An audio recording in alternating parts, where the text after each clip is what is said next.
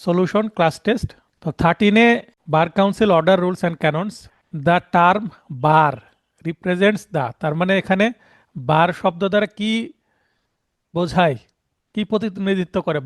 বার দ্বারা কিন্তু অ্যাডভোকেটসদেরকে প্রতিনিধিত্ব করে। বার দ্বারা কিন্তু বার কাউন্সিলের সংক্ষিপ্ত রূপ এটা আমরা বলতে পারবো না। বার মানে কিন্তু অ্যাডভোকেটসদেরকে বোঝায়, আর বেঞ্চ বলতে জুডিশিয়াল অফিসারদেরকে বোঝায়। ঠিক আছে, জি বেঞ্চ যদি বলতাম তাহলে এখানে জুডিশিয়াল অফিসার্স হয়ে যেত। তার মানে যত বিচারক আছেন তারা হচ্ছে বেঞ্চ, আর আমরা যত অ্যাডভোকেট আছি তারা হচ্ছে bar. An advocate shall not represent conflicting interest. তার মানে কনফ্লিক্টিং মানে বাদী বিবাদী উভয় পক্ষে প্রতিনিধিত্ব করা যাবে না। মানে বাদীরও উকিল হলাম আবার বিবাদীরও উকিল হলাম, এটা কনফ্লিক্ট তৈরি করবে। তার মানে নিজের দুই পক্ষে নিয়োজিত হওয়া যাবে না। এটি কার প্রতি? একজন আইনজীবীর আচরণ। এটা হচ্ছে একজন অ্যাডভোকেট হিসাবে একজন ক্লায়েন্টের প্রতি আপনার আচরণ। এটা দেখবেন অধ্যায় 2 এর বিধি 2 এ বলা আছে। এখন এই কাজটা যদি করা হয় ক্লায়েন্টের সাথে, কি বাদীর উকিল আপনি আগে হয়েছেন, তারপরে বিবাদীর উকিল হয়েছেন, যদি বাদীর উকিল আগে হয়ে থাকেন পরবর্তীতে যদি আবার বিবাদীর উকিল হয়ে থাকেন, তাহলে বাদীর সাথে আপনার কি করা হলো? এটা বাদীর সাথে অন্যায় করা হলো না? জি, অন্যায় করা এক ধরনের প্রতারণা। হ্যাঁ, তো বাদীর বিশ্বাসভঙ্গ আপনি করলেন, কারণ বাদী বিশ্বাস করে আপনাকে মামলা দিয়েছে, আপনি বিবাদীরও পক্ষের উকিল হয়ে বসে আছেন। এখন আপনি কার পক্ষে কাজ করবেন? বাদী, আপনি বিবাদীর যখন উকিল হয়েছেন তার মানে ওই সময় বাদীর সাথে আপনার বিশ্বাসঘাতকতা হয়ে গেছে। এখন মামলায় মনে করেন আপনি বাদীর পক্ষে কাজ করবেন, বিবাদীর ক্ষতি করছেন, তার মানে পরবর্তী যে বিবাদীরই ক্ষতি করছেন। এটাও যদি হয় তা বিবাদীর সাথে তখন বিশ্বাসঘাতকতা হবে। তার মানে এই কাজটি করা যাবে না। Clients not advocates are the litigants. Litigants মানে মামলাকারী বা বিবাদমান ব্যক্তিবর্গ। বাদী বিবাদীকে লিটিগ্যান্টস বলা হচ্ছে। লিটিগ্যান্টস বলতে বাদী বিবাদী উভয়কে বোঝায়। যেমন প্লিডিংস বলতে আর্জি এবং লিখিত জবাব আর্জি উভয়কে জবাব। বোঝায়, তেমন এই লিটিগ্যান্টস এস যুক্ত আছে, তার মানে প্লুরাল, বাদী বিবাদী উভয়কে বোঝায়। তো ক্লায়েন্ট মানে পক্ষরা কি? মক্কেলরা হচ্ছে মামলার লিটিগ্যান্টস বা মামলাকারী। অ্যাডভোকেটরা তো মামলাকারী না, আমরা প্রতিনিধিত্ব করি। তার মানে কোনো মামলা নিয়ে আমরা এত এগ্রেসিভ হয়ে যাব না, এত বাড়াবাড়ি করব না যে আরেকটা অ্যাডভোকেটের সাথে আমাদের কি হয়, খারাপ আচরণ দ্বন্দ্ব, করতে হয়। মতানৈক্য। হ্যাঁ, কারণ আপনি কোর্টের মধ্যে একজন অ্যাডভোকেটের সাথে কি করবেন? যুদ্ধ করবেন, কিন্তু কোর্টের বাইরে যেয়ে তার সাথে বসে আবার চা পান করবেন। চা খাবে। ঠিক আছে, সিনিয়র জুনিয়র বা বন্ধুত্ব সম্পর্ক বজায় রাখবেন। তো এটা হলে কোর্টের পরিবেশটা ঠিক থাকবে। কারণ এই মামলা তো আপনার একটা না, এই মক্কেল যাবে, হাজারো মক্কেল আসবে, কিন্তু একজন অ্যাডভোকেটের সাথে যদি আপনার খারাপ আচরণ হয়ে যায় প্রতিদিন তো তার সাথে দেখা হবে বারে, তাই না? জি তাহলে প্রতিদিন যেখানে দেখা হবে কলিগ, তার সাথে তো সম্পর্ক ভালো রাখতে হবে। তাহলে এইটি হচ্ছে আদার অ্যাডভোকেটের প্রতি কিন্তু আপনার বিষয় বলা হচ্ছে। তার মানে আইনজীবী হয়ে আরেক আইনজীবীর সাথে ভালো সম্পর্ক বজায় রাখতে হবে। এটা হচ্ছে 1-7 বলা হচ্ছে।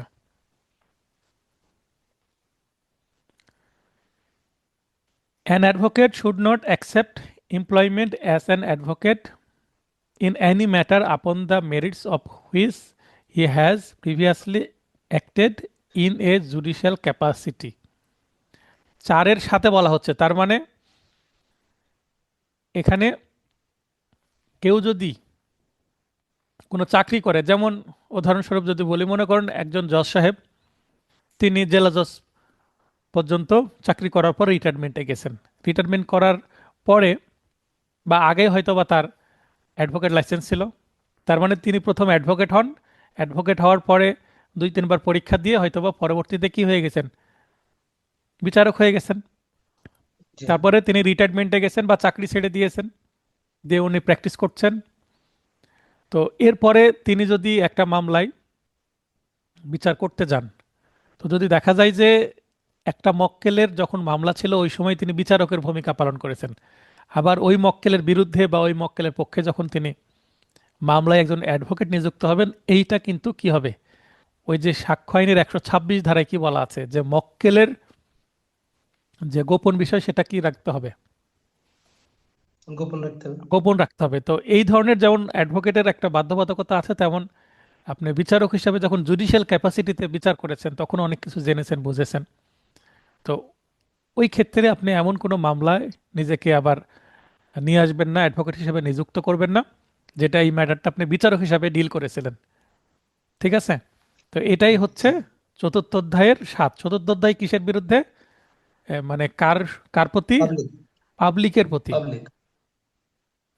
দেখেন সাজানো আছে যেভাবে সেভাবেই, অ্যাডভোকেট, কোর্ট, ক্লায়েন্ট, না অ্যাডভোকেট, ক্লায়েন্ট, কোর্ট, তারপর পাবলিক, এভাবে আছে না? জি। অ্যাডভোকেট প্রথমে এ, তারপরে ক্লায়েন্ট সিএল, তারপর হচ্ছে সিও, তারপরে পি, এভাবে আমি শিখিয়েছিলাম। লোকাল বার অ্যাসোসিয়েশন বলতে কোনটাকে বোঝাবে? জেলা বার অ্যাসোসিয়েশনকে বোঝাবে। উপজেলা বার অ্যাসোসিয়েশন এখানে লিখা নাই আইনে, কিন্তু উপজেলা বার অ্যাসোসিয়েশনও কিন্তু লোকাল বার অ্যাসোসিয়েশনের মর্যাদা পায়। আর সুপ্রিম কোর্ট বার অ্যাসোসিয়েশনকে কিন্তু লোকাল বলা যাবে না, কিন্তু এটা বার অ্যাসোসিয়েশন। তাহলে যেহেতু আইনে উল্লেখ নাই উপজেলা বার অ্যাসোসিয়েশন শব্দটা, আমরা অনুচ্ছেদ 2 এফ এ শুধুমাত্র ডিস্ট্রিক্ট বার অ্যাসোসিয়েশন শব্দটা পাই, তাই উত্তর হবে ক। সবগুলো হচ্ছে না। ঠিক আছে? জি। অ্যাডভোকেট সনদের জন্য আবেদনকারীর পিপুলেজ ডায়েরি, যেটাকে আমরা কেস ডায়েরি বলি, সেটা অ্যাকচুয়ালি পিপুলেজ ডায়েরিতে ন্যূনতম কয়টি মামলা নোট থাকবে? কয়টি? এখানে শব্দটি কয়টি আছে। কয়টি দেওয়ানি যদি বলি তাহলে 5টি, কয়টি ফৌজদারি যদি বলি তাহলে 5টি, কিন্তু শুধু যদি বলি কয়টি মামলা তাহলে দেওয়ানি ফৌজদারি উভয়কেই বোঝাবে, তার মানে হবে 10টি। ঠিক আছে? জি। তার মানে কয়টি আর মামলার মাঝখানে দেওয়ানি বা ফৌজদারি যদি শব্দ থাকতো যে কোনো একটা, তাহলে উত্তর হতো 5। কিন্তু 5। যেহেতু দেওয়ানি বা ফৌজদারি শব্দ উল্লেখ নাই, তার মানে মোট বোঝাচ্ছে কয়টি, তাই না? জি, 10টি। তাহলে 10টি। আর যদি উল্লেখ করতাম যে দেওয়ানি ও ফৌজদারি কয়টি, তাহলে হয়ে যেত আবার 10। সেটাও 10টি। অনেকটা আপনার পেনাল কোডের ওই 100 এবং 103 ধারার মতন, দেহ ও সম্পত্তি রক্ষার জন্য কি করা যাবে? 6টি এবং 4টি ক্ষেত্রে, অর্থাৎ টোটাল 10টি ক্ষেত্রে জি, জি, অন্য ব্যক্তিকে খুনও করা যাবে, মেরেও ফেলা যাবে, তাই না? জি, জি। Bangladesh legal practitioners and bar council order 1972 কত তারিখ থেকে কার্যকর হয়? তার মানে ঠিক যুদ্ধ যেদিন থেকে শুরু হয় বলতে গেলে 26শে মার্চ 1971, আমাদের স্বাধীনতার শুরু যেখান থেকে। 26শে মার্চ 1971 যদিও যুদ্ধ চলছিল, সেদিন থেকে আমরা দাবি করছিলাম আমরা স্বাধীন বাংলাদেশ। আমরা আর পশ্চিম পাকিস্তান বা পূর্ব পাকিস্তান আমরা এগুলো মানি না নাম, আমরা এখন কি? বাংলাদেশ। বাংলাদেশ। ঠিক আছে? তাই এই তারিখ থেকে এটা কার্যকর দেখানো হয়েছে, এটাকে বলা হয় পূর্ব থেকে কার্যকর বা রেস্ট্রোস্পেকটিভ ইফেক্ট। রেট্রোস্পেক্টিভ। জি। Dash or dash, to lie, shall lie against the bar council or any tribunal committee officer or servant of the bar council for any act in good faith। এই যে good faith শব্দটা আছে, তো সরল বিশ্বাসে যদি বার কাউন্সিলের কেউ কোনো কিছু করে ফেলে, ট্রাইব্যুনালে কেউ কোনো কিছু করে ফেলে, তাহলে তাদের বিরুদ্ধে নো শুট, কোনো দেওয়ানি মামলা করা যাবে না, ওর আদার লিগ্যাল প্রসিডিং, কোনো মানে মামলার কার্যক্রম পরিচালনা করা যাবে না। তার মানে তাদেরকে এটা কি দেওয়া হয়েছে? ইমিউনিটি দেওয়া হয়েছে। ইমিউনিটি বলতে তাদেরকে এখানে, যেমন ইমিউনিটি বলতে আমরা কি বোঝাই? শরীরের ইমিউনিটি থাকলে রোগ প্রতিরোধ ক্ষমতা, তেমন এটা আইনত তাদেরকে একটা কি দেওয়া হয়েছে?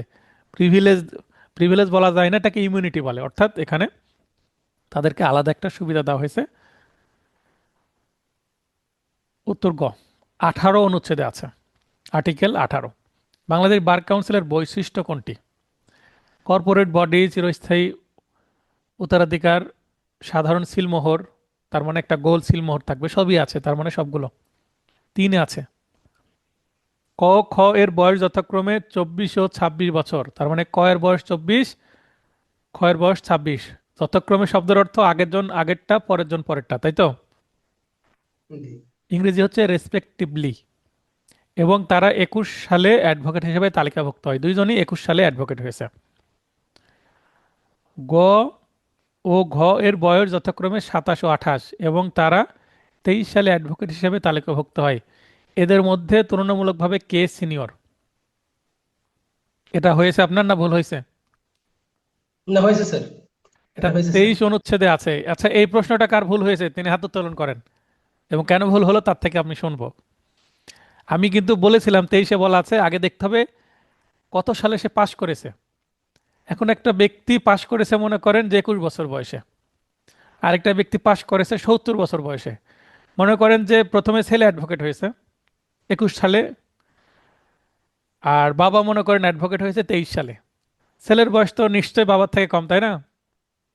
জি। ছেলে যেহেতু আগে অ্যাডভোকেট হয়েছে, ছেলেই সিনিয়র, বাবা হবে তার কি জুনিয়র, তাই না? কারণ জি। বয়স যতই হোক না কেন, পরে অ্যাডভোকেট হলে তাকে জুনিয়রই বলতে হবে।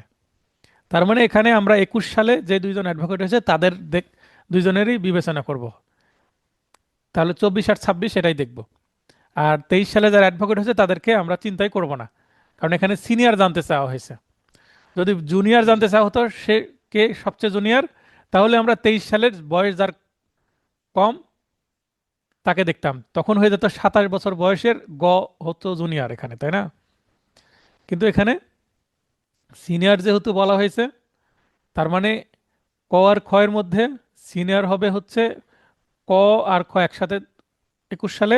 এদের মধ্যে আবার বয়স বেশি খ এর, তার মানে খ হয়ে যাবে এখানে সিনিয়র। ঠিক আছে। জি। অ্যাডভোকেট হিসেবে তালিকাভুক্ত হওয়ার ন্যূনতম শিক্ষানবিশকাল কত? 6 মাসের আপনাদের কি নিতে হয়? ইন্টিমেশন পাঠানোর পরে বা রেজিস্ট্রেশন করার পরে 6 মাস শিক্ষানবিশ। শিক্ষানবিশকাল কাটাতে হয়। এটা ছাড়া পরীক্ষা দেওয়া যায় না, রেজিস্ট্রেশন কার্ড পাওয়া যায় না। একজন আইনজীবীর জন্য নিম্নের কোন কাজটি আচরণবিধির লঙ্ঘন?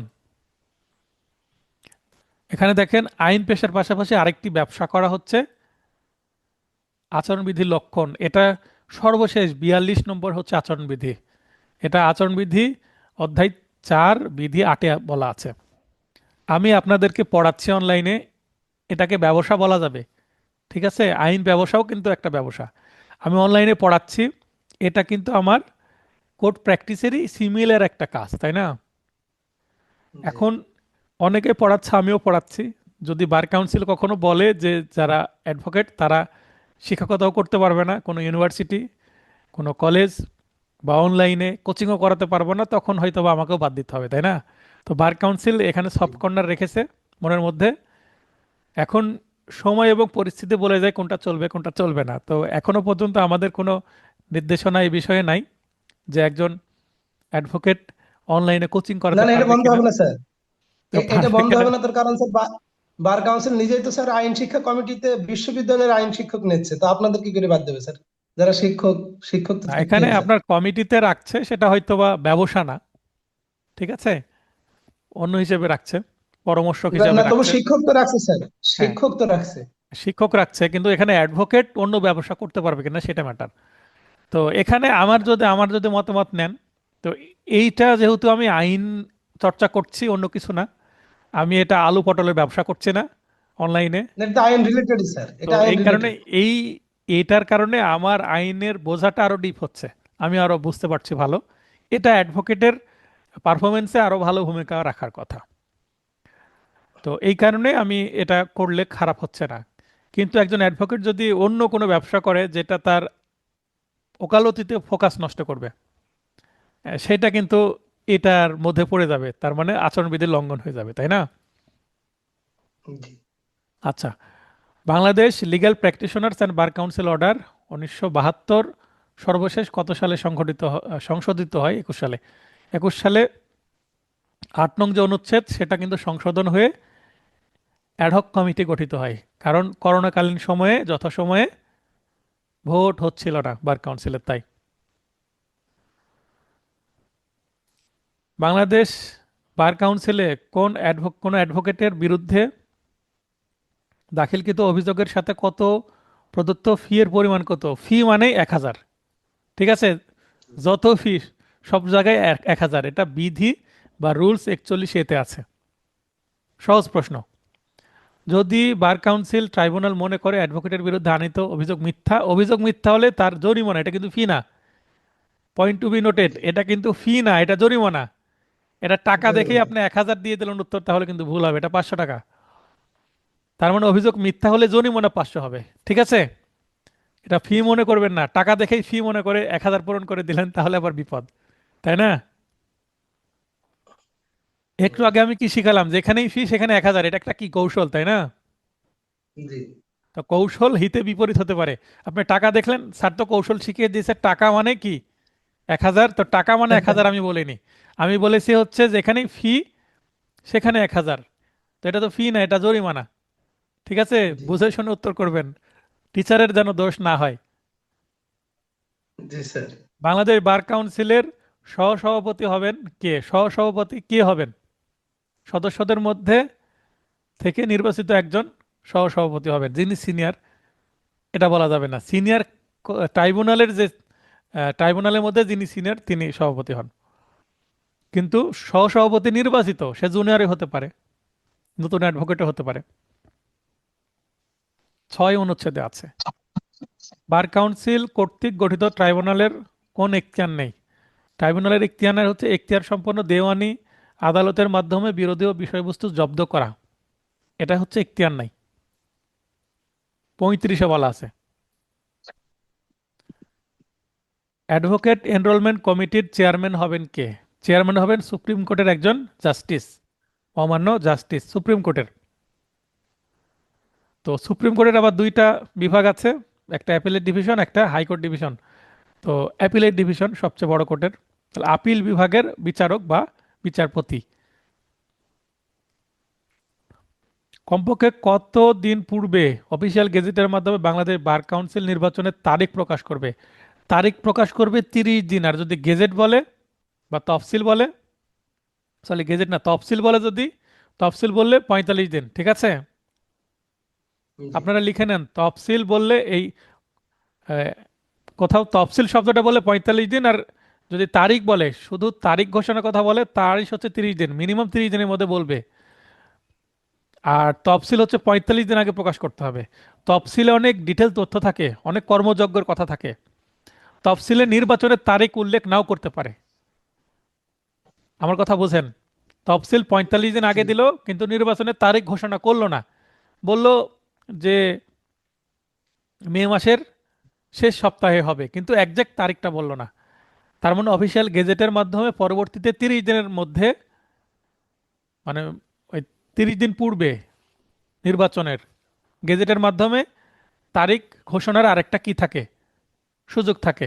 বুঝতে পেরেছেন, গেজেট এর মাধ্যমে তারিখ ঘোষণা এবং তফসিল প্রকাশের যে 15 দিনের ব্যবধান, এটা কেন?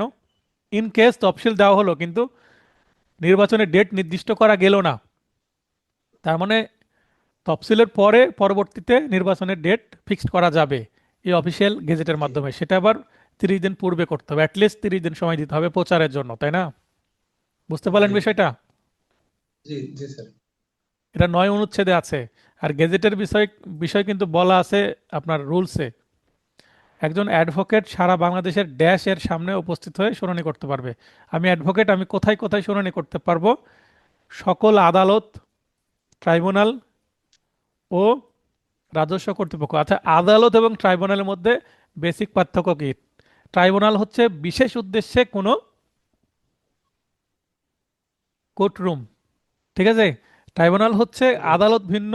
ট্রাইব্যুনালকে আসলে আদালত বলাই যাবে না, ট্রাইব্যুনাল হচ্ছে বিশেষ উদ্দেশ্যে, তার মানে সেটাও কোর্টই, কিন্তু বিশেষ একটা আদালত, সেটাই হচ্ছে ট্রাইব্যুনাল হয়ে যাবে। যেমন নারী শিশু ট্রাইব্যুনাল, সাইবার ট্রাইব্যুনাল, তার মানে ওই ধরনের মামলাই ওখানে কি হবে, পরিচালিত হবে।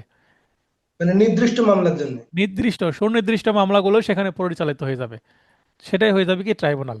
তাছাড়া কার্যক্রম সবকিছু মোটামুটি সেম। আর রাজস্ব কর্তৃপক্ষ তো স্যার আপনার ওই যে ইনকাম ট্যাক্সের উকিল যাদের বলা হয় সেটা, তার মানে অ্যাডভোকেট হতে গেলে আলাদা করে ইনকাম ট্যাক্সের উকিল হওয়া লাগছে না, ও সব জায়গায় পারবে। হ্যাঁ, অ্যাডভোকেট হলে ইনকাম ট্যাক্সের জন্য আপনার বার সমিতিতে, সে না, এখানে অ্যাডভোকেট হলে ইনকাম ট্যাক্সের প্র্যাকটিসের জন্য আপনার আলাদা বারের সদস্য হতে হয়।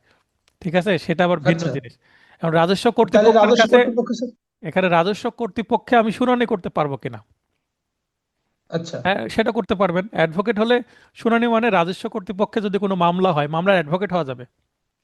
বুঝতে জি জি পেরেছেন? বুঝতে পেরেছি স্যার, শুনানি আর প্র্যাকটিস ওই জি ঠিক আছে বুঝতে পেরেছি স্যার। হ্যাঁ, এখানে মামলায় মামলায় শুনানি এক জিনিস, আর আপনি ট্যাক্স লয়ার হিসাবে ট্যাক্সের কাগজ তৈরি করা প্র্যাকটিস, ভিন্ন জিনিস, তাই না? জি জি জি জি জি। ট্যাক্স সাবমিটের যে কাগজ তৈরি করা সেটা ভিন্ন জিনিস। এখানে অনুচ্ছেদ 19-2 আছে, একজন অ্যাডভোকেটকে আইন পেশা থেকে বহিষ্কারের সিদ্ধান্তের বিরুদ্ধে আপিল করা যায় কার নিকট? মহামান্য হাইকোর্টের নিকট, হাইকোর্ট বিভাগে। 36-1 আছে, বার কাউন্সিল নির্বাচনের উদ্দেশ্য প্রস্তাব যাচাই বাছাই এবং ভোট গ্রহণের মধ্যে কতদিনের সময় বিরতি থাকবে? 14 দিন। এটা খুবই গুরুত্বপূর্ণ। তারপর অন্যান্য আইনজীবী এর ওপর কার প্রাকছতা অধিকার বা রাইট অফ প্রি অডিয়েন্স আছে? এগুলো খুবই সহজ। এটা হচ্ছে বাংলাদেশের অ্যাটর্নি জেনারেল। ক 26। এটা আবার আমি রিটেনে নতুন নতুন প্রশ্ন করে দিয়েছি আপনাদের জন্য, রিটেন নোট পেলে বুঝতে পারবেন। শিক্ষানবিশকালে ব্যবহৃত ডায়েরি কে কি বলে? এটাকে পিপিএস ডায়েরি বলে, একটু আগে আমরা দেখেছি। এটা বিধি 60-2 আছে। বার কাউন্সিল কর্তৃক গঠিত ট্রাইব্যুনাল হয় কত সদস্য বিশিষ্ট? ট্রাইব্যুনাল 3 সদস্য বিশিষ্ট হয়। মানে এটা একটা বেঞ্চের মতো, 3 জন বিচারক থাকবেন এখানে, হ্যাঁ। ক হচ্ছে অনুচ্ছেদ 33 আছে এটা। 33-এ ট্রাইব্যুনালের গঠন সম্পর্কে বলা হয়েছে, সরকারি আইনজীবী কর্তৃক ন্যায় বিচার নিশ্চিত করা। এটা কার প্রতি একজন আইনজীবীর আচরণের সাথে সম্পর্কিত? এটা হবে কোর্টের প্রতি। এটা কে ব্যাখ্যা করতে পারবেন বলেন তো? সরকারি আইনজীবী যারা, মানে স্যার, জিপিপিপি, জিপিপিপি, জি জি জি তাদের ন্যায় বিচার নিশ্চিত করা, প্রসিকিউশন পক্ষে কাজ করে তারা। তো প্রসিকিউশন জি পক্ষে জি। কাজ করলে এটা এই কোর্টের প্রতি দায়িত্ব পালন কিভাবে হয়? আচ্ছা, আমি স্যার নিজে স্যার এটার উত্তর ভুল দিয়েছিলাম, এটা আমার 26 নম্বরটা ভুল হয়েছিল স্যার, এটা পাবলিক দিছিলাম। হুম। যদিও ন্যায় বিচার মূলত পাবলিকের জন্যই হয়, কিন্তু তিনি হুম। তো কোর্টেরই প্রতিনিধি স্যার, সরকারি পক্ষ থেকে। হুম। হুম। সরকারি ভাবে তাকে তো স্যার কোর্ট, মানে কোর্টের কাজ, মানে ন্যায় বিচার নিশ্চিত করার জন্য কোর্ট কোর্ট প্রাপ্ত নিয়োগকৃত অনেকটা স্যার, পিপি যাদেরকে বলা হয়।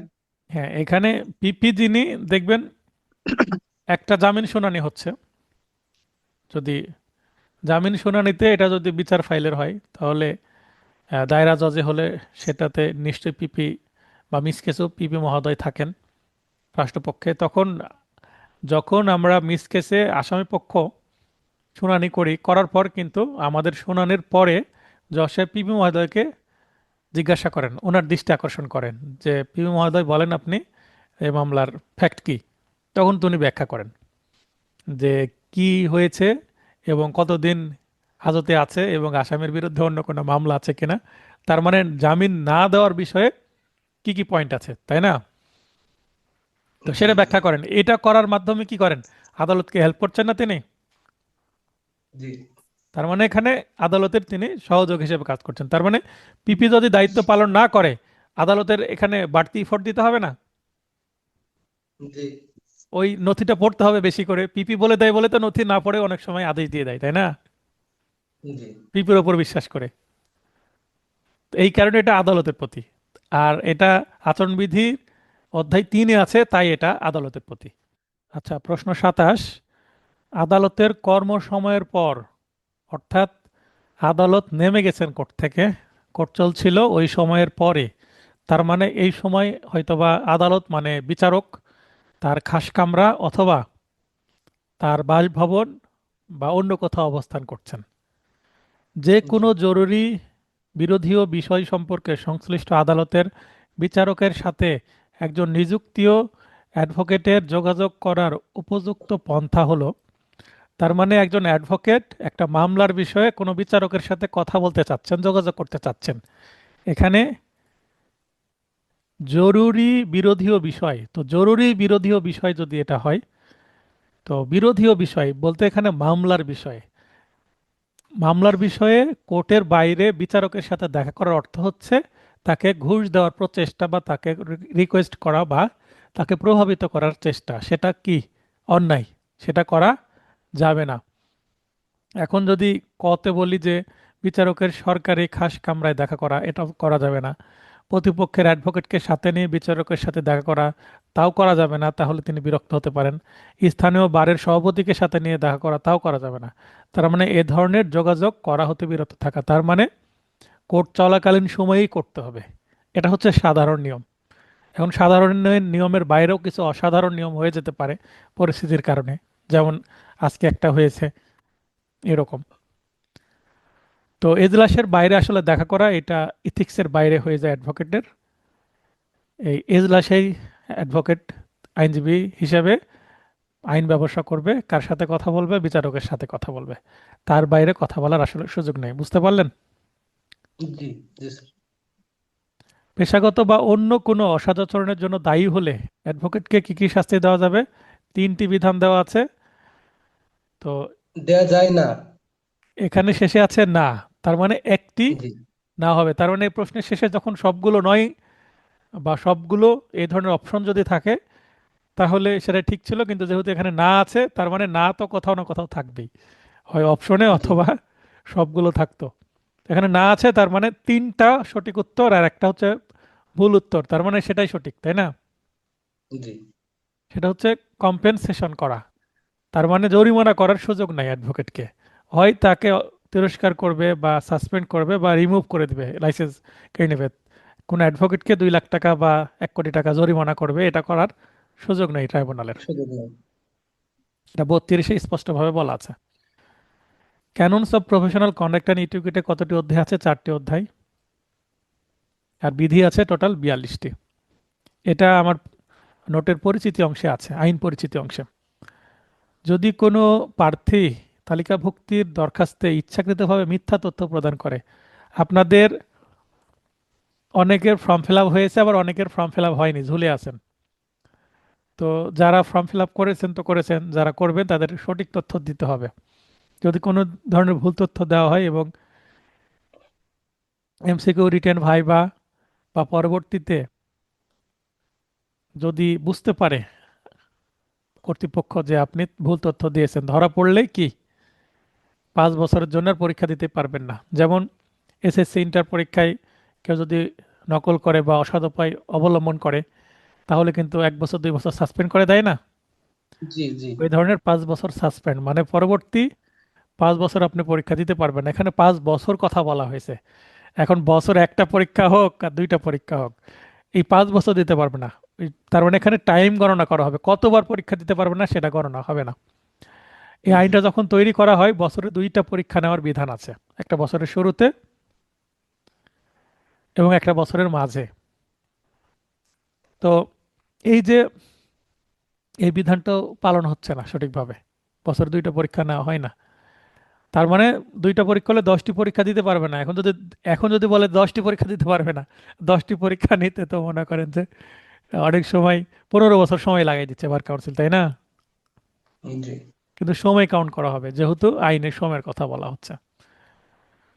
বার কাউন্সিল ট্রাইব্যুনালের কার্যক্রম পরিচালনার ক্ষেত্রে সাক্ষ্য আইন 1872, দ্য এভিডেন্স অ্যাক্ট 1872 এর কত ধারার বিধান অনুসরণ করতে হবে? এটা হচ্ছে 132 ধারার বিধান অনুসরণ করতে হবে। এ 35-এর উপ অনুচ্ছেদ 4-এ কথা বলা আছে, আমার নোটে স্পষ্টভাবে দেওয়া আছে। An advocate in his professional capacity shall not advise the violation of any law. একজন মক্কেল আমার কাছে আসছে বা একজন সাধারণ ব্যক্তি আমার কাছে আসছে, আমার বাসায় হোক, কোর্টে হোক, রাস্তায় হোক বা রেস্টুরেন্টে হোক বা আমার চেম্বারে হোক, যেখানে হোক না কেন, আমার কাছে একটা কিছু পরামর্শ চাইলো। বলছে যে এই কাজটি করব কিনা, তো আমাকে সচেতনভাবে পরামর্শ দিতে হবে যে আমার কথায় যেন অনুপ্রাণিত হয়ে বা অনুভব করে সে কোনো অপরাধ করে না ফেলে। তার মানে আইন লঙ্ঘন করার পরামর্শ একজন অ্যাডভোকেট কখনো দিবে না। এইটা হচ্ছে একটা আচরণবিধির অংশ। এবং এইটা হচ্ছে দ্বিতীয় অধ্যায়। দ্বিতীয় অধ্যায় কি আছে? ক্লায়েন্ট, মক্কেল। মক্কেল। তার মানে আপনার জি, কাছে আসছে পরামর্শ নিতে, তাহলে পরামর্শ কারা নিতে আসে? মক্কেল নিতে আসে। জি, ডাক্তারের কাছে আসে রোগী, আর অ্যাডভোকেটের কাছে আসবে হচ্ছে মক্কেল পরামর্শ নিতে। জি, তাহলে এখানে 2-8 আছে। বাংলাদেশ বার কাউন্সিলের মেয়াদ উত্তীর্ণের বছরে বার কাউন্সিল নির্বাচন যে তারিখে বা তারিখের পূর্বে সম্পন্ন করিতে হইবে তাহা হইল। এটা হচ্ছে সর্বশেষ তারিখ মে মাসের 31 মের মধ্যেই নির্বাচন করতে হবে, 8-এ বলা আছে। এখন আপনারা তো একটা সিস্টেমের মধ্যে পড়ে যাচ্ছেন। যদি 10 থেকে 17 তারিখ, আশা করছি 10 থেকে 17 জানুয়ারির মধ্যে রিভিশনের রেজাল্ট হবে, প্রত্যাশা করছি। যদি 10 থেকে 17 জানুয়ারির মধ্যে রিভিশনের রেজাল্ট না হয়, তাহলে ভাইবা নিয়ে জানুয়ারির শেষে বা ফেব্রুয়ারির শুরুতেই প্রথম সপ্তাহের মধ্যে ভাইবার রেজাল্ট দিয়ে দিতে হবে। যারা এই রিসেন্টলি অ্যাডভোকেট হবে, যারা অলরেডি ভাইবা দিয়েছে এবং যাদের ভাইবা পেন্ডিং আছে, যারা রিভিউ পাস করবে তাদের। তো এটা যদি না হয় তাহলে আপনাদের পরীক্ষা আরো অনেক দেরি হয়ে যাবে, তাই না? জি। একজন আইনজীবীর ফি নির্ধারণের ক্ষেত্রে নিম্নের কোনটি বিবেচ্য বিষয় নয়? তার মানে একটা মক্কেল আমার কাছে আসছে, যেমন আমার কাছে যদি একটা মামলা করতে আসে, সিম্পল মামলা, তাহলে আমি সাধারণত একটা যৌতুক আইনের যদি মামলা করতে আসে, যৌতুক আইনের 3 ধারায় বাদীর থেকে আমি 5,000 টাকা ফি নেই। সর্বসাকল্যে শুরুতেই 5,000 টাকা ফি নেই। এইটা হচ্ছে আমার লোয়েস্ট এবং সাধারণ ফি, এর নিচে নিই না। এখন এর বেশি কি নিই? হ্যাঁ, এর বেশি নিই। এর বেশি নিই কখন? যখন মানে বর্ণনাটা একটু আনকমন হয়। যেমন আমার এই ধরনের একটা বর্ণনা আনকমন ছিল। সাধারণত আমরা দেখাই যে তাড়িয়ে দিয়েছে, তারপরে এসে তার বাবা মার বাসায় এসে তার বাবা মার কাছে, অর্থাৎ বাদীর বাবা মার কাছে কি চাচ্ছে? যৌতুক চাচ্ছে। এটা সাধারণ ফরম্যাট বা সাধারণ বর্ণনা। তো এটাই বেশি হয়, কিন্তু অনেক সময় এটা করা যায় না, একটু ব্যতিক্রম হয়। যেমন সে যদি চাকরিজীবী হয়, খুঁজে বের করতে হয় যে সে কত তারিখে ছুটিতে ছিল, কত তারিখে আসার পসিবিলিটি আছে, মানে লুফল খুঁজে বের করতে হয়। এগুলো একটু ব্যতিক্রম। তারপরে বাদী যদি মা না, মানে স্ত্রী না হয় শাশুড়ি হয় বা শ্বশুর হয়, মানে মহিলা নিজে মামলা না করে তার মা বা বাবাকে দিয়ে যদি মামলা করে, তাহলে ব্যতিক্রম হয়ে গেল। এগুলোর জন্য একটু জি। একটু কাজ বেশি করতে হয়, সচেতনভাবে মামলা লিখতে হয়, তখন একটু ফি বেড়ে যায়। আবার যদি তিনি আরো বাড়তি কোনো বর্ণনা নিয়ে আসতে চান, ঠিক আছে, বর্ণনা বেড়ে গেলে ফি একটু বেশি হয়। কিন্তু স্বাভাবিক ফি এটা। খুব যদি আর্থিক অবস্থা খারাপ হয়, ফি আরো কমিয়ে 4,000ও নিতে পারি, নিই সাধারণত। বা যার সাথে একটু সম্পর্ক ভালো, তার থেকে আরো ফি কম নেই, সেটা ভিন্ন বিষয়। তার মানে স্ট্যান্ডার্ড ফি আমি তৈরি করেছি 5,000, এটা আরো বাড়াতে হবে কারণ যে বর্তমানের অবস্থা। এবং যৌতুক মামলায় আসামি পক্ষ যদি আসে, তো মিনিমাম 5,000 ফি, এর থেকে আরো বেড়ে 10,000 15,000ও হতে পারে। সেটা আসামি কি এবং মামলার কেমন পয়েন্ট আছে সবকিছু মিলে। তো এটা আমি কেন বলছি যে আমি যৌতুক মামলায় স্বাভাবিক ফি নিই 5,000, কিন্তু এটা যদি আমি তার কাছে 50,000 চাই, তার সামর্থ্য আছে, কোটিপতি আমার মক্কেল, তাহলে এইটা কি হবে? অন্যায় হবে। তার মানে অতিরিক্ত ফি প্রদানে মক্কেলের যে সক্ষমতা আছে, তার মানে তার অনেক টাকা আছে, 50,000 চাইলেই দিয়ে দিবে। তো 5,000-এর ফি 50,000 চাওয়া উচিত হবে না, কারণ আমি তো 50,000-এর কাজ করছি না। এখন মক্কেল যদি খুশি হয়ে দেয় সেটা ভিন্ন জিনিস, তাই না? জি। যেমন তাসনিম জারা, ডক্টর তাসনিম জারা, উনি কি করবেন? ভোট করবেন। নির্বাচন। তিনি অনলাইনে বিকাশ এবং ব্যাংক অ্যাকাউন্টে অনুদান নিয়েছেন। এটা হচ্ছে ক্লাউড ফান্ডিং বলা হয়। এই ফান্ডিং এর একটা অন্যতম উদাহরণ হচ্ছে বারাক ওবামা, আমেরিকার এক্স প্রেসিডেন্ট। তো তিনি কিন্তু এই পদ্ধতিতেই ইন্টারনেটের মাধ্যমে, ইন্টারনেটকে ব্যবহার করে, সোশ্যাল মিডিয়া ব্যবহার করে, ইউটিউব, ফেসবুক, টুইটার এগুলো ব্যবহার করে কিন্তু তিনি এই যে তার অর্থ জোগাড় করে ক্লাউড ফান্ডিং। ভোট করেছেন, ক্লাউড ফান্ডিং তিনি করেছিলেন। তো সে মডেলই ফলো করেছেন তিনি। এখন তার এই মডেল ফলো করাটা অন্যায় না, আমি চাইতেই পারি। আপনি, আমি যেমন অ্যাড দিচ্ছি আমার কোচিং, এটা আমার কোচিংয়ে ভর্তি হওয়ার জন্য আমি কাউকে কি প্রেশারাইজ করছি? আমার না না না। ক্লাস দেখে যার ভালো লাগছে, বিশ্বাস তৈরি হচ্ছে, আস্থা তৈরি হচ্ছে, তিনি ভর্তি হচ্ছেন। তার মানে আমার অ্যাড দেওয়াটা অন্যায় না, তার টাকা চাওয়াটাও অন্যায় না। আপনি দিবেন কি দিবেন না সেটা আপনার ম্যাটার। তো তিনি টাকা চাচ্ছেন, বা আরো একজন ব্যারিস্টার ফুয়াদ সাহেব চেয়েছেন, তো টাকা চেয়েছেন, এটা আমি ক্রিটিসাইজ করতেও পারি আমার দৃষ্টিভঙ্গি থেকে। তো এটা চাওয়াটা অন্যায় এটা বলা যাবে না। চাওয়াটা অন্যায় এটা কি বলা যাবে? না না না স্যার। এবং এক্সট্রিম লেভেলের ক্রিটিসাইজ করা যাবে না। কেউ কেউ ক্রিটিসাইজ করছে, তিনি চাচ্ছেন, তার সামর্থ্য নাই, মানুষের অঢেল টাকা থাকতেই পারে তা না। আমি এটা বোঝাতে চাচ্ছি যে নির্বাচনের যে কালচার, রাজনৈতিক কালচার, একজন রিক্সা চালক যদি ভোট করে, যেমন ভোট, একজন রিক্সা চালকও ভোটে দাঁড়ানোর একটা সম্ভাবনা ছিল, সেটা যদিও আলটিমেটলি হয়নি। একজন গরিব মানুষ ভোটের ইচ্ছা করতেই পারে, এমপি ভোট করতে পারে, ঠিক আছে? তার মানে জি। অর্থটা এখানে ম্যাটার হবে না। তো এই কালচারটা তৈরি হওয়া দরকার। তো ধীরে ধীরে আশা করি এই ধরনের একটা সুস্থ সুন্দর কালচার তৈরি হবে রাজনৈতিক, যেন সাধারণ মানুষও ভোটের ইচ্ছা পোষণ করতে পারে। যেমন ফ্রান্সে, ওটা জি স্যার, ওইটা 250-100 বছরের মধ্যে হবে আর কি, এত তাড়াতাড়ি হচ্ছে না। ফ্রান্সে যেমন ম্যাখে, হ্যাঁ, ইমানুয়েল ম্যাখে, উনি কি একজন ব্যাংকার থেকে রাষ্ট্রের নায়ক হয়ে গেলেন, তাই না? জি তো সেইটা একটা ফেয়ার কালচার রাজনীতির। তো আমাদের এখানে আসলে গণতন্ত্র থেকে রাজতন্ত্রে বেশি চলে, তাই না? জি। তো এই রাজতন্ত্র থেকে আমরা কতদিনে বের হতে পারবো কে জানে। সুস্থ নির্বাচন, এখানে আমরা মনোনয়ন আর পত্র আমরা পরীক্ষা স্যার, অনেক কিছু দেখছি। আর আমরা স্যার নাগরিক হিসাবেও আপনার ওইগুলো আপনার মানে পাওয়ার মতো আমাদের যোগ্যতা বা আমাদের অধিকার এখনো তৈরি হয়নি স্যার। আমরা নিজেদের অধিকার সম্পর্কে নিজেরাই সচেতন নাই, দেরি হবে, এখন অনেক সময় লাগবে স্যার। শুরু তো করতে হবে কাউকে না কাউকে, তাই না? হ্যাঁ হ্যাঁ, সেটাই স্যার, সেটাই। শুরু তো, কথা তো বলতে হবে, আওয়াজ তুলতে হবে, সচেতনতা থাকতে হবে। আপনি যদি স্যার রোগীর, হলফনামায়, আপনি স্যার যদি এই রোগের, হলফনামায় এই যে নির্বাচনের খরচ খরচা যে অঙ্ক দেখাচ্ছে স্যার, আমরা দেখি যে স্যার একটা ভোট সেন্টারে একটা ওয়ার্ডে এক রাত্রে আপনার 1-2 লাখ টাকা খরচ হয় একটা ওয়ার্ডে। আর এখানে আপনার খরচ দেখেন স্যার কি দেখাচ্ছে এরা। দেখা, আমরা এটা আশা করব যে যেন 1 টাকা খরচ করা না লাগে।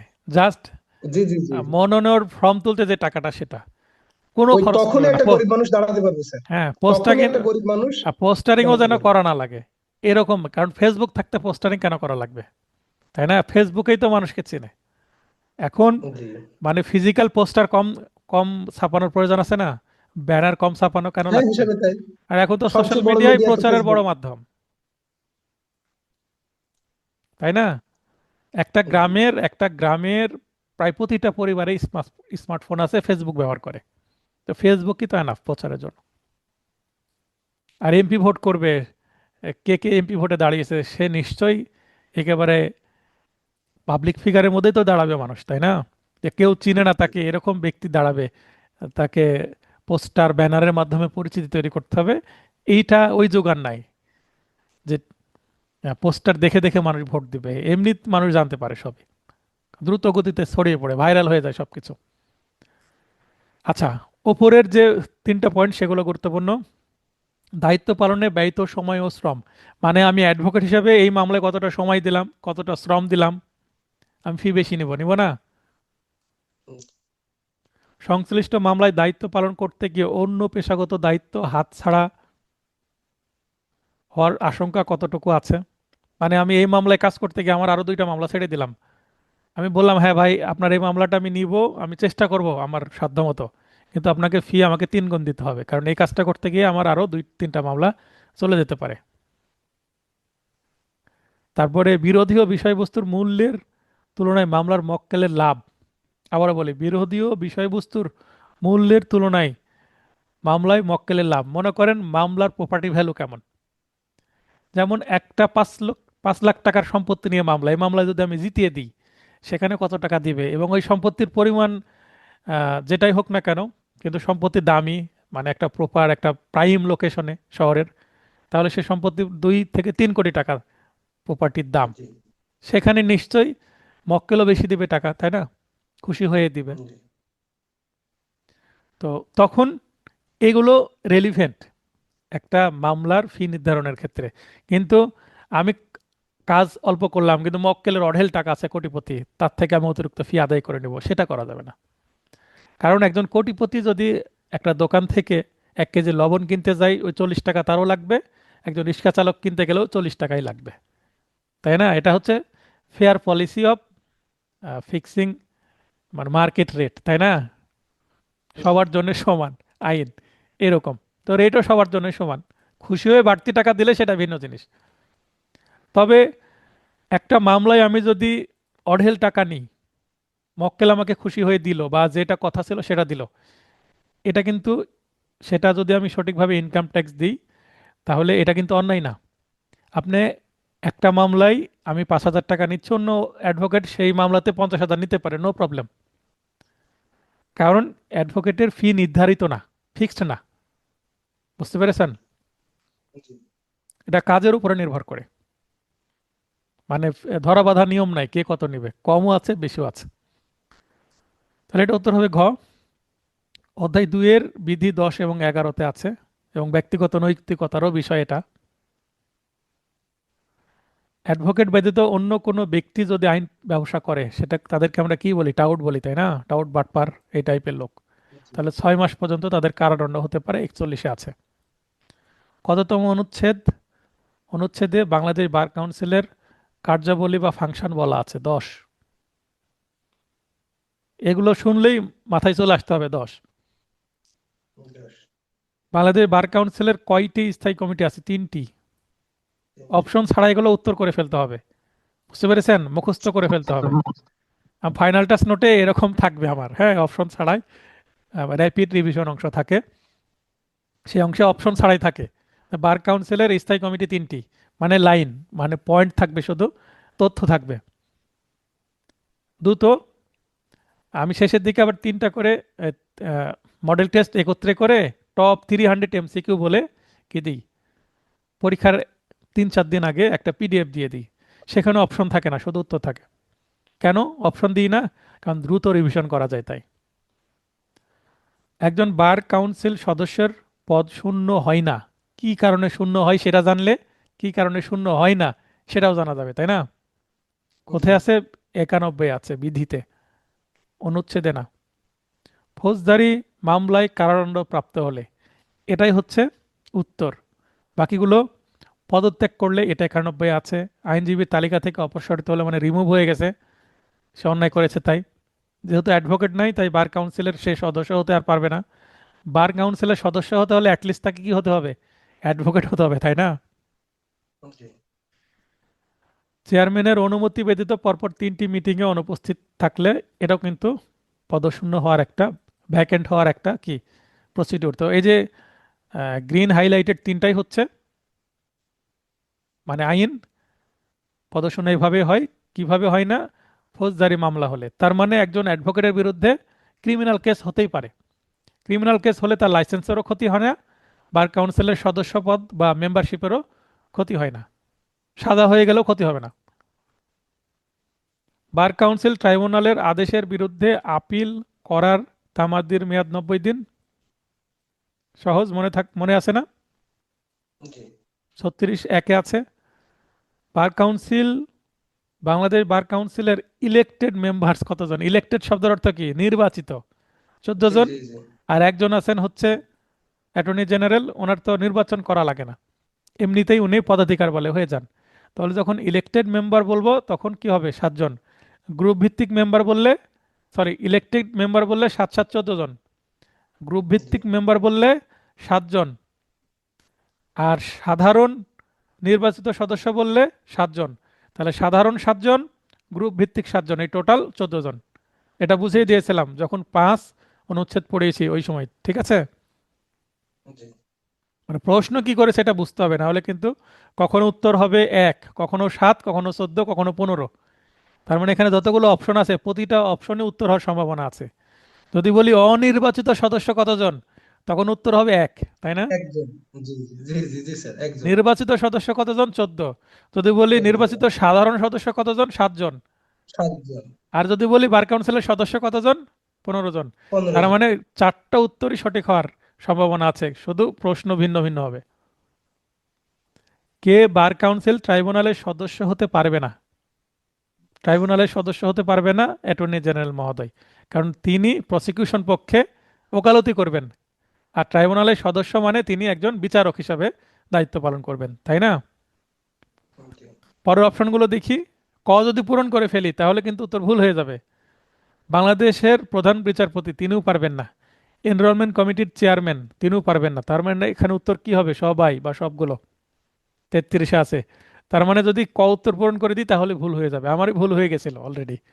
না স্যার, আমি নিজে ভুল করেছি স্যার, এইটা স্যার আমি ওই যে শুরুতেই দেখেছি বাংলাদেশ অ্যাটর্নি জেনারেল, আমি আমি ক দিয়ে কিন্তু দিয়েছি স্যার। এটা ক বলেই ফেলেছি, পরে দেখছি শেষে সবগুলো আছে সবাই। তাহলে এটা না আছে এটা লক্ষ্য করতে হবে, আবার সবগুলো অপশনও পড়তে হবে। তার মানে দ্রুত কাজ করা যাবে না। এরা এমসিকিউ প্রশ্নের উত্তর করা মানে বন্দুকের গুলি মারার মতন। একবার গুলি করলে সেটা আর ব্যাক করা যাবে না। তার মানে আগে ভালো করে টার্গেট করতে হবে, তাক করতে হবে, তাক করার পরে ট্রিগারে চাপ দিতে হবে। ঠিক আছে না কথা? জি স্যার। আর তাক যদি একটু ডানে বামে হয়ে যায় ভাই, মিস ফায়ার হয়ে যাবে। আর গুলির সংখ্যা কিন্তু একটা প্রশ্নের জন্য একবারই সুযোগ পাবেন, মানে একবারই বৃত্ত ভরাট করতে পারবেন। আচ্ছা, এই সময় মনে পড়ে গেল, ভাই আপনারা অনেকে কি করেন, একাধিক বৃত্ত পূরণ করেন। কি করেন? একটা হয়েছে সেটা কেটে দেন, ক্রস করে আরেকটা পূরণ করেন। কেউ যদি এরকম করেন বা দুইটা পূরণ করে রেখেছেন, সেক্ষেত্রে কিন্তু সেটা যদি সঠিক উত্তরও হয়, দুইটা পূরণ করার কারণে সেটা নেগেটিভ মার্কিং করে দেব। আবার একটা কেটে আরেকটা পূরণ করেছেন, তাও নেগেটিভ মার্কিং করে দেব। আবার অনেকেই পূরণ করার পর ঘষা মাজা করে তুলে আবার নতুন করে পূরণ করেছেন, এটাও করা যাবে না। আমার পরীক্ষা এটা কেন করতে হবে? আপনাকে নিজেকে যাচাই করেন। ট্রাইব্যুনালের আদেশের বিরুদ্ধে আপিল করার তামাদির মেয়াদ গণনার ক্ষেত্রে তামাদি আইন প্রযোজ্য হবে কোন কোন ধারা? 5 এবং 12। আচ্ছা। 5-এ আছে হচ্ছে 90 দিন যদি পার হয়ে যায় বিলম্ব মওকুফের প্রার্থনার আবেদন করা যাবে তামাদি আইনের বা লিমিটেশন অ্যাক্টের সেকশন 5-এ। আর 12-এ আছে হচ্ছে 4টি ক্ষেত্রে সময় এক্সক্লুশন হবে, বাদ যাবে। রায় যেদিন ঘোষণা হলো, রায়ের নকল পেতে যে সময়, এই বিষয়গুলো আছে। তো এখানে এই ক্ষেত্রেও এগুলো প্রযোজ্য, সিমিলার প্রসিডিউর, তাই প্রভিশনও সেম। এটা 37 অনুচ্ছেদে আছে। কোনো অ্যাডভোকেট বার কাউন্সিলের অনুমতি ব্যতীত শিক্ষানবিশ কতজন নিতে পারবে? 4 জন। জি। শিক্ষানবিশ কতজন নিতে পারবে? 4 জন 4 জন। নিতে পারবে। তো 4 জনের যদি বেশি দরকার হয় ট্রাইব্যুনালের অনুমতি নিতে হবে। বিধি 60-এর 3-এ আছে। বাংলাদেশ বার কাউন্সিল ট্রাইব্যুনাল কোনো অ্যাডভোকেটকে অসদাচরণের জন্য নিবন্ধন বাতিলের আদেশ দিলে অ্যাডভোকেট কি পদক্ষেপ নিতে পারবে? ওই ট্রাইব্যুনালের কাছে আবার একটু অনুরোধ করবে, একটু রিভিউ করেন, অথবা হাইকোর্টে চলে যাবে আপিল করতে। তার মানে আপিল রিভিউ উভয়ই করা যাবে। ঠিক আছে? জি স্যার। দেখেন, গ নম্বর অপশন একটু টেকনিক্যাল, প্রথমে আপিল ও পরে রিভিউ করতে পারবে। কেউ যদি প্রথমে আপিল করে পরে আর রিভিউ করার সুযোগ নাই। সুযোগ আছে, জি জি জি, এই জন্য কিন্তু আপিল এবং রিভিউ এটা উভয় যদি করতে পারবে। উল্টে দিই, প্রথমে রিভিউ পরে আপিল, তাহলে কিন্তু আবার সঠিক হবে। আচ্ছা। রিভিউ মানে ওই সংশ্লিষ্ট ট্রাইব্যুনালের কাছেই। আর সিভিল মামলায় হলে সিভিল কোর্টে যদি আপনি রিভিউ করেন, যে আদালত রায় দিল, মনে করেন সিনিয়র সিভিল জাজের কাছে আপনি রিভিউ করলেন, তো রিভিউ কাজ হলো না, আপনি সেটার বিরুদ্ধে কি আপিল করতে পারবেন আবার। ঠিক আছে? তার মানে কিন্তু স্যার একবার আপিল হয়ে গেলে পরে আর রিভিউ মানে করা যাবে না? না, আপনি বড় ভাইয়ের কাছে গেলে ছোট ভাইকে আর বলে লাভ আছে? জি জি জি। শুনবেই না তো। যদি আপিল করে ফেলেন, তারপরে যদি আবার রিভিউ করেন, তাহলে অপর পক্ষের আইনজীবী এসে রেসপন্ডেন্ট পক্ষে এসে বলবে, স্যার এটার জন্য তো বড় ভাইয়ের কাছে চলে গেছে, উচ্চ আদালতে আপিল করেছে, আপনার এটা শোনার কোনো সুযোগ নাই। তাই না? জি জি। রিভিউ রিভিউ হওয়ার পরেও আপিল হতে পারে, এবং রিভিউ আপিল একসাথে চলতে পারে। কিন্তু যখনই আপিল হয়ে যাবে তখন আপিলের তথ্য রিভিউয়ে দিয়ে ওই রিভিউটা স্টপ করে দিবে অপর পক্ষ। এটাই স্বাভাবিক। বাংলাদেশ বার কাউন্সিল কমিটির মেয়াদ বা রিভিউ করার পর, রিভিউ আদেশ হলো, রিভিউয়ে যে পক্ষর মানে যেই পক্ষে আদেশ হোক না কেন, পরে আপিল করা যাবে, no problem. Bangladesh bar council কমিটির মেয়াদ শুরু হওয়ার 1 মাসের মধ্যে কে প্রথম সভা আহ্বান করবেন? সচিব। কারণ নির্বাচনের পর জুন মাসে সবাই ঘুমাই থাকবে, কোনো আচ্ছা। মিটিং করবে না। তখন সচিব কি ডাকবেন 1 মাসের মধ্যে। তা আসেন, মিটিং প্রথম। নির্বাচিত জি হয়ে জি, আছেন, ঘুম প্রথম সভা। ভাঙেন, এখন আপনারা কাজ কাম শুরু করেন। যেমন জাতীয় পার্লামেন্টে কে আহ্বান করেন সেশন, স্পিকার। স্পিকার, তেমন স্পিকারে প্রথমে দন্ত স আছে, দেখেন সচিবেও প্রথমে কি আছে, দন্ত স আছে। জি জি জি। আচ্ছা, তো এটা 28-এ আছে বিধিতে। বাংলাদেশ বার কাউন্সিল একটি, দেখেন, স্বায়ত্তশাসিত সংস্থা, সরকার নিয়ন্ত্রিত সংস্থা, বেসরকারি সংস্থা, সাংবিধানিক সংস্থা। এটা হবে স্বায়ত্তশাসিত সংস্থা, মানে অটোনোমাস, ইউনিভার্সিটিগুলোর মতন, পাবলিক ইউনিভার্সিটির মতন। কততম অনুচ্ছেদে নিবন্ধন কমিটির গঠন সম্পর্কে বলা হয়েছে? 11 বি। যে এনরোলমেন্ট কমিটি। এনরোলমেন্ট কমিটি, যে কমিটি আপনাদের যত কষ্ট দেওয়ার, আজাব আজাব দিচ্ছে জি জি আপনাদের। জি স্যার। জি স্যার। এইভাবে কেন বলা লাগছে? তাদের কর্মকাণ্ডগুলোই এরকম হয়ে গেছে, এখন বিতর্কিত হয়ে যাচ্ছে। আর এই বছর জন্য খুব বিদ ঘুটে স্যার।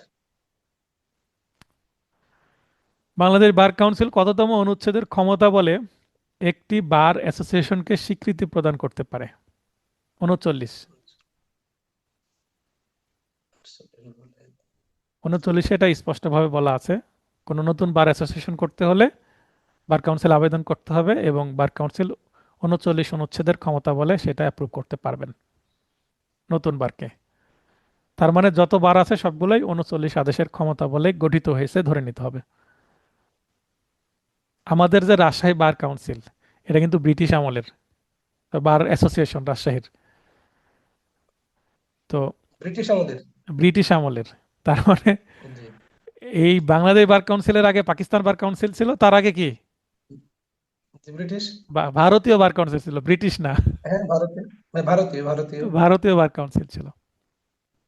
তো ভারতীয় বার কাউন্সিল এখন কি রাজশাহী, তখন কিন্তু নাম নাম কিন্তু রাজশাহী ছিল, কারণ এটা আচ্ছা। ব্রিটিশ আমলেও কিন্তু রাজশাহী নামই ছিল আমাদের। রাজশাহী জি। জনপদ কিন্তু পুরাতন জনপদ। প্রথম জনপদ এবং রাজ্যের একটা মানে মানে অর্ধেকের বেশি অংশ তো ইন্ডিয়ার ওইদিকে আছে স্যার, ওই হিলির ওই দিক দিয়ে। হ্যাঁ, এবং রাজশাহী ভেঙ্গে আশেপাশের যে জেলাগুলো আলাদা হয়ে গেছে, ইভেন রাজশাহী যে আগে যে মহকুমা ছিল, আহ, ওই রাজশাহী থেকেও কিন্তু ভেঙ্গে কিছু ইন্ডিয়াতেও চলে গেছে, জি। যদি আপনারা পুরাতন ম্যাপ দেখেন বা যাদের ভূগোল পড়া আছে তারা ভালো বুঝবেন। না আছে স্যার, ইন্ডিয়াতে ওই যে আপনার পশ্চিমবঙ্গের ওইদিকে ওই যে উত্তর দিনাজপুর বলে, দিনাজপুর আছে, পঞ্চগড়ের ওই দিক আছে ভাগ করা। কোনো বর্ডার নাই, তাই না? খুঁটি পোঁতা শুধু, জি জি দুই পাশে জি। বিএসএফ এবং বিজিবি দাঁড়ায় আছে। বার কাউন্সিল কমিটির সদস্যদের পদ শূন্য হওয়ার কারণ কোনটি? পদ শূন্য হওয়ার কারণ, এর আগে কিন্তু সেম প্রশ্ন ছিল কি বাংলায় অপশন, তাই না? হুম। এবার অপশন দিয়ে দিছি ইংরেজিতে। আর এর আগে ছিল নয়, আর একেবারে কোনটি, তার মানে এগুলো সবগুলো সঠিক। রেজিগনেশন, রেজিগনেশন মানে তিনি নিজেই ছেড়ে দিচ্ছেন। পদত্যাগ। রিমুভ, রিমুভ মানে তিনি আর অ্যাডভোকেট নাই। অপসারিত। হ্যাঁ, অপসারিত হয়েছেন। আর এলিভেটেড, এলিভেটেড মানে তার প্রমোশন হয়ে গেছে, উন্নতি হয়েছে। হয়ে তিনি অ্যাডভোকেট থেকে বিচারক হয়ে গেছেন। হাইকোর্টের বিচারপতি হওয়ার যে প্রসিডিউর, অ্যাডভোকেট থেকে বিচারপতি হয়। যিনি হাইকোর্টে 10 বছর প্র্যাকটিস করবেন তিনি হাইকোর্টের বিচারপতি হওয়ার যোগ্যতা অর্জন করেন। Bangladesh legal practitioners and bar council rules, order না রুলস, কতটি বিধি আছে? 101টি।